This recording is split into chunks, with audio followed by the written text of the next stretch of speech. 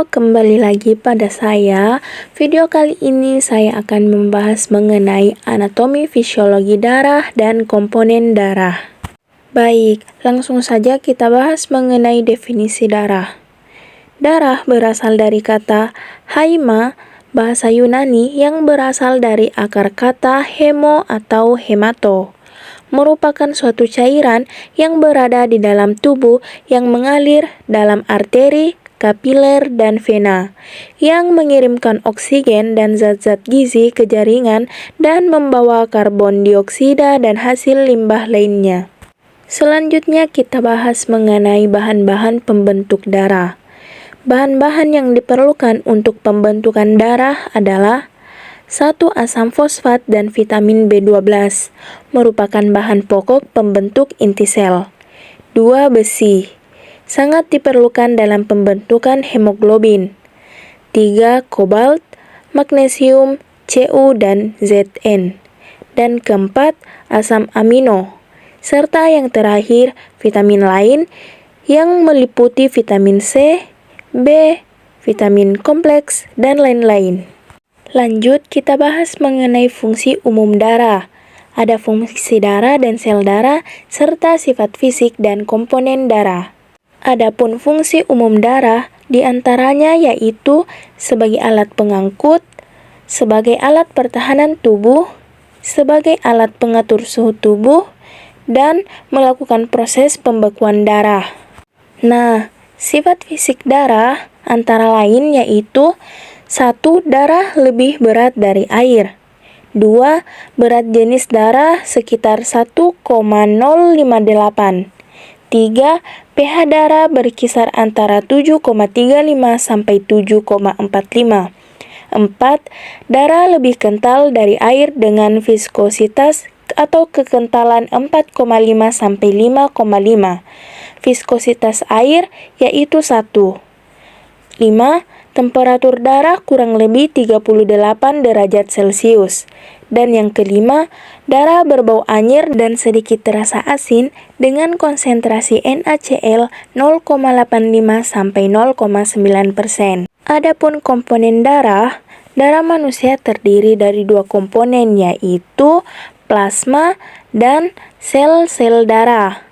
Sel-sel darah adalah sel yang hidup dan merupakan bagian darah yang padat. Sel darah terdiri dari trombosit, leukosit, dan eritrosit. Sedangkan plasma darah atau cairan darah adalah bagian darah yang cair dan berwarna kekuning-kuningan. Berikut adalah gambar pemaparan tentang komposisi darah. Langsung saja kita bahas mengenai sel darah merah eritrosit. Berbentuk bulat pipih, cekung di bagian tengah, dan tidak memiliki inti. Di dalam sel darah merah terdapat hemoglobin. Hemoglobin berfungsi mengangkut O2 ke seluruh sel-sel tubuh dan mengangkut sedikit CO2 dari sel tubuh ke paru-paru. Fungsi dari sel darah merah atau eritrosit adalah 1. Sel-sel darah merah mentransfer oksigen ke seluruh jaringan melalui pengikatan hemoglobin terhadap oksigen. 2. Mengikat karbon dioksida dari jaringan tubuh untuk dikeluarkan melalui paru-paru. 3. Sel darah merah berperan penting dalam pengaturan pH darah karena ion bikarbonat dan hemoglobin merupakan buffer asam basa. Dan keempat, pengaturan suhu tubuh.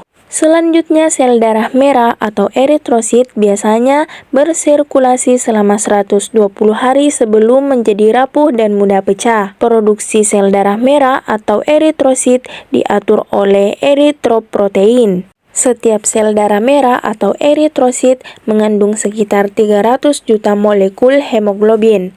Dan sel-sel darah merah terletak dalam sumsum tulang belakang, tulang rusuk, tulang tengkorak, dan tulang pipa.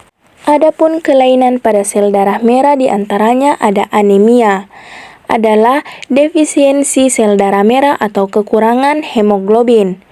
Dan yang kedua, polisetemia, adalah peningkatan jumlah sel darah merah dalam sirkulasi. Selanjutnya kita masuk pada pembahasan sel darah putih atau leukosit. Sel darah putih bermacam-macam jenisnya, yaitu neutrofil, basofil, eosinofil, monosit, dan limfosit.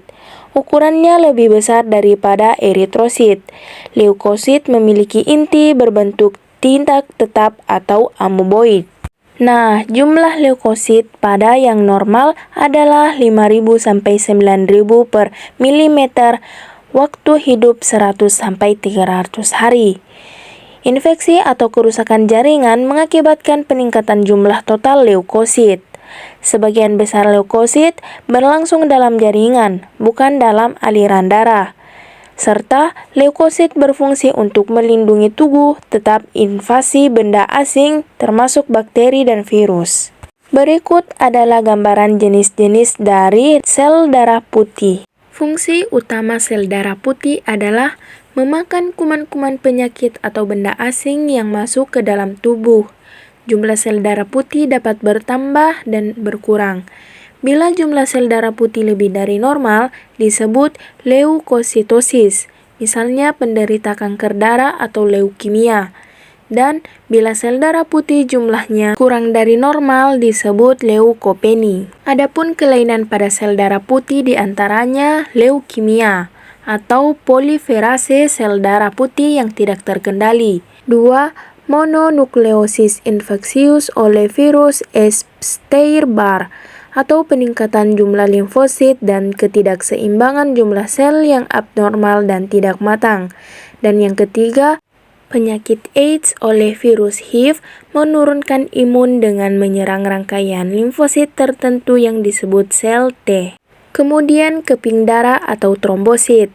Bagian pertama mengenai karakteristik keping darah atau trombosit, yaitu yang pertama, bentuk trombosit beraneka ragam, yaitu bulat, oval, dan memanjang. Tidak berisi inti sel, bergranula atau tempat penyimpanan cadangan makanan. Berjumlah 200.000 sampai 500.000 sel per cc. Berumur 5-9 hari, serta trombosit mudah pecah jika bersentuhan dengan permukaan kasar dari pembuluh darah. Kemudian fungsi keping darah. Yang pertama berfungsi sebagai pembekuan darah. Kedua pembentukan benang-benang fibrin. Dan yang ketiga melawan infeksi virus.